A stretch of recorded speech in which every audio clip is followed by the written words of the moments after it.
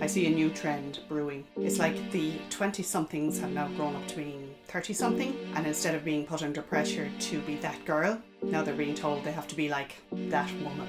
I see it starting.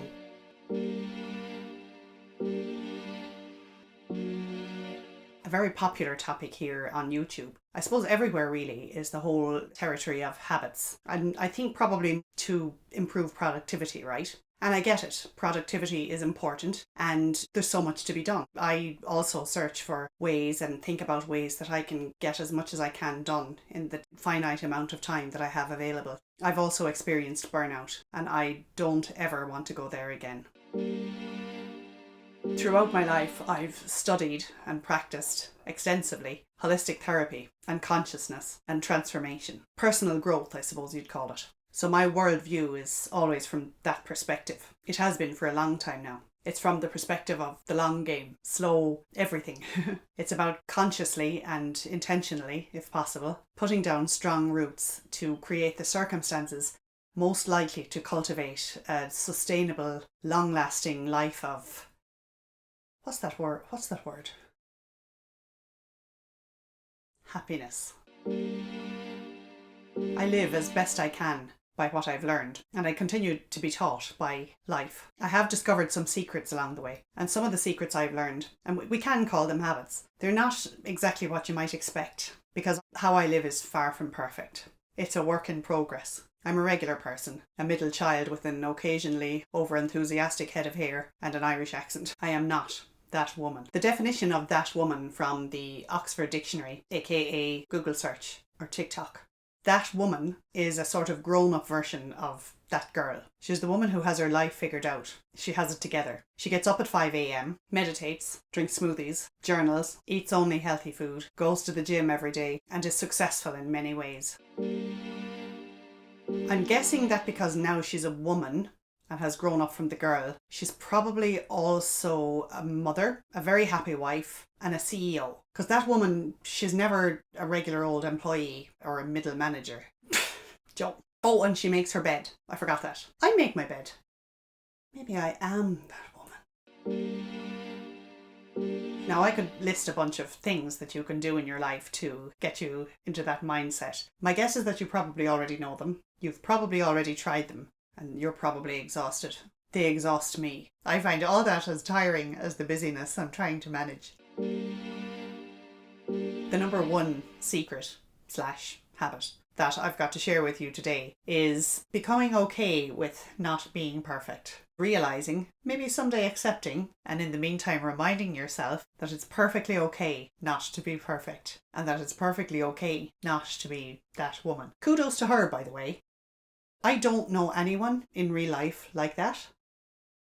If anyone I do know who is like that is watching, I apologise. Tell me now. You may not be watching because I haven't told some people, anyone, because I'm still partially hiding the fact that I have a YouTube channel. I feel a bit disingenuous giving this as a habit for two reasons. One of them is because I can be pretty hard on myself for not having it together and for not having life running as smoothly as I would like it to be. Sometimes the chaos gets to me. The other reason I feel a little bit disingenuous about this is because I do a lot of those things, or I have done. I don't know how anyone could get them all done in a day. That would take me a year. I haven't really exercised much at all since March 2020.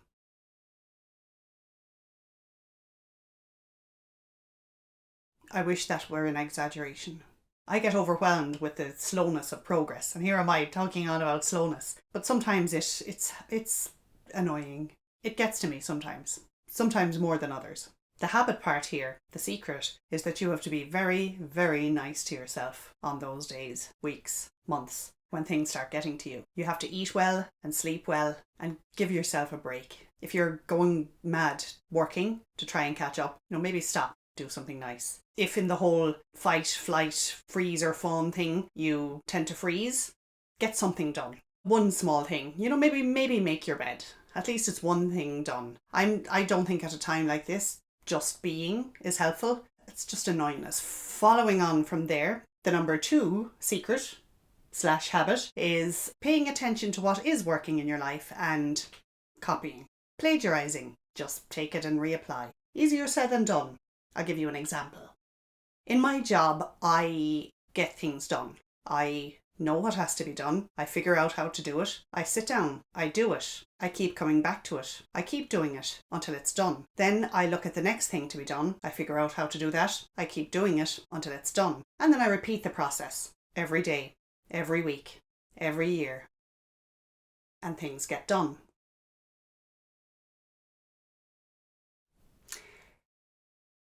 I know a lot of people who cannot or will not do that. There are areas of my life where I do not have this level of discipline, and it shows. What areas of your life are you happy with? What areas are working for you? What habits do you have there that make it work for you? Maybe so naturally that you don't even know that you're doing something exceptional. In what areas are you that woman? Could you transfer those habits over to other areas of your life and repeat them there? I bet you could. Remember, be nice to yourself. And the number 3 habit is sticking with it. I'm sure you're excellent at this. And I'm sure you're very aware that creating habits and setting up routines that stay in place takes a long time and a lot of work and a lot of discipline and a lot of repetition and a lot of reviewing over a very long period of time. They can also topple over very easily if something changes. Did I mention that my movement and exercise regime is still all but non-existent since March 2020? Habits, practices and routines need to be revisited and refined regularly. Maybe forever, because life keeps changing, especially I think as you get older. I have less control now than I had when I was just a little bit younger. Being that woman requires a lot of freedom, a lot of boundaries and a lot of control. And you know, not everyone has those things in abundance. Sometimes you do have to react to situations around you. Life presents itself in its own ways. And if you're already a people pleaser with boundary issues who already lives in reaction to life around them, you know, it can be a problem. It can be tricky. It's sneaky and sometimes you can't see the forest for the trees. I mean, of course, I do lay out my clothes the night before. Certainly the 2 days of a week that I'm in the office, I do make my bed. I could improve my water drinking. Meditation, I do my own thing. I feel into my body and I talk a little bit more about that in a video that I'll link up here. I don't do the standard sitting in a lotus position, clearing my mind. That doesn't really work for me. Someday when I have time, I might be able to pick that back up. I've tried it in the past. I couldn't sustain that habit. I don't do journaling or gratitude journaling. I do gratitude thoughts. And about that point of getting up early, I've noticed in the last week that I'm sneaking onto social media after getting up early. Research. That's what I'm doing. I'm researching videos for YouTube. I am not researching videos for YouTube. This habit needs refining. You have to remember your own goals, what you want. Let's say a smoother running life, and just keep at it, keep coming back to it, stick with it. I honestly believe life would be happier if we could just accept ourselves and our so-called failings. If we could give ourselves some credit for what we're doing well and cut ourselves some slack for what we're not doing so well. And if we could stick with it and hang in there. And I talk about this and soft yin habits in this video as well.